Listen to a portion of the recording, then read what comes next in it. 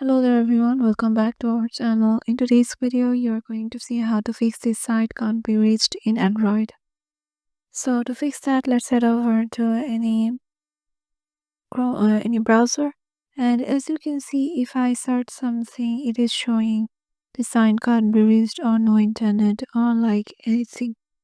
So to fix that, first of all, check up your um phone's Wi-Fi or mobile data. If you turn it on, and then just reload it again, it might just show me the results of my Google search because I'm back online.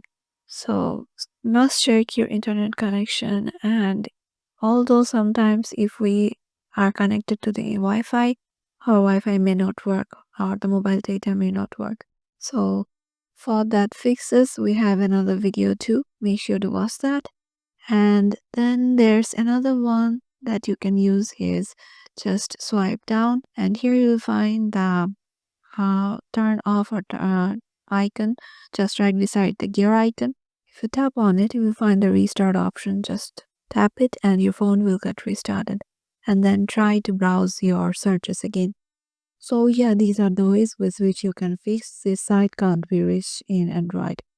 Hope this video will help you out, and we'll see you in the next video.